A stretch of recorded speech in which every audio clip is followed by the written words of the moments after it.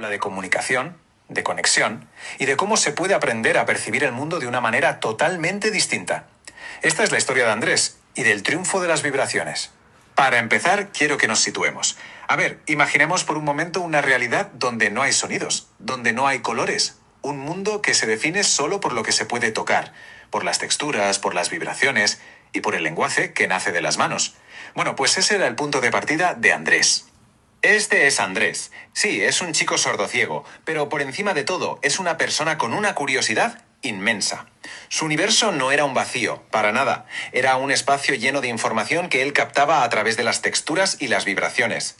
Y sus herramientas más valiosas, sus auténticos ojos y oídos, eran sus manos. Pero claro, en un viaje así no se puede ir solo, y él no lo estaba. Tenía a dos guías excepcionales, sus profesoras, Lupita y María. Su paciencia, su dedicación, fueron sin duda la clave para que Andrés empezara a descifrar el mundo que le rodeaba. Entonces, la pregunta es, ¿cómo le enseñaron a comunicarse? Pues lo hicieron a través de dos métodos que se complementaban, dos métodos pensados para que sus manos pudieran, literalmente, empezar a hablar y a escuchar.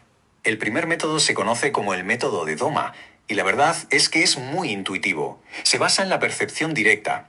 Es decir, Andrés tocaba un objeto. Imagina una taza tibia o una pelota de estas rugosas, y justo después sus profesoras le escribían la palabra en la palma de la mano, una y otra vez. Objeto, sensación, palabra, hasta que esa asociación se quedaba grabada en su mente. El segundo sistema, el alfabeto LLORM, era mucho más sutil, más delicado. Aquí Andrés tenía que colocar sus dedos en el rostro de sus profesoras para poder sentir las vibraciones de la voz mientras hablaban. Así podía notar cómo vibraba la garganta, la tensión de la mandíbula, una locura de sensibilidad. Aquí se ven muy claros los dos sistemas, uno al lado del otro. Por un lado, el método Doma, tangible, directo, que asocia un objeto físico con una palabra escrita en la palma. Y por otro, el alfabeto YLURM, que es mucho más abstracto, basado en la sensación casi impalpable de las vibraciones de la voz. Dos caminos muy diferentes para llegar al mismo sitio, la comunicación. Y ahora vamos a una parte fundamental de la historia, porque este aprendizaje fue mucho más allá de la pura técnica. Hubo un momento clave en el que la enorme curiosidad de Andrés se encontró de frente con los límites del respeto. A ver, su afán por entender era tan grande que a veces le podía la impulsividad. Estaba muy intrigado por cómo se formaban ciertos sonidos, sobre todo los más explosivos, y por eso intentaba acercar sus manos a los labios de sus profesoras. Era un gesto que nacía de su pura curiosidad, pero claro, no era apropiado. Y aquí es donde Lupita y María demostraron su maestría. Con muchísimo cariño, pero también con firmeza, le guiaban las manos a los puntos correctos. Le enseñaron que no hacía falta tocar los labios, que bastaba con poner los dedos en la mejilla para la resonancia, en la barbilla para notar la apertura de la boca y en la garganta para la vibración pura. Fijaos qué importante. No le estaban enseñando solo un alfabeto, le estaban enseñando que la comunicación, la de verdad, se construye sobre el respeto y sobre la comprensión de los límites de la otra persona, que aprender también era y es respetar. Y precisamente esta lección, la del respeto, fue la que lo preparó todo para su gran momento. A partir de aquí, Andrés empezó a desarrollar una sensibilidad, extraordinaria. Fue el auténtico triunfo de las vibraciones. De repente comprendió que no necesitaba tocarlo todo para entender. Descubrió que había pistas minúsculas, como la presión de la mandíbula al pronunciar un sonido, que le daban toda la información. Llegó un punto en que le bastaba con apoyar solo dos dedos en el rostro y concentrarse para distinguir palabras enteras. Increíble. Y entonces llegó el día. El momento en el que, combinando los dos métodos, logró leer una frase completa.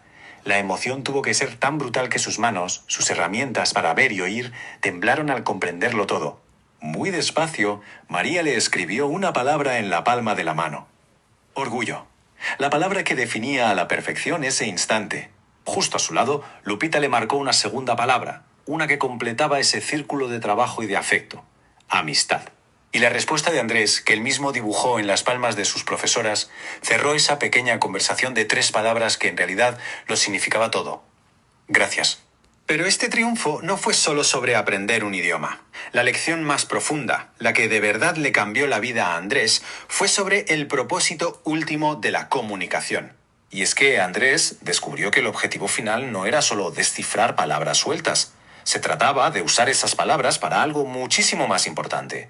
para construir vínculos con las personas que le querían y le rodeaban.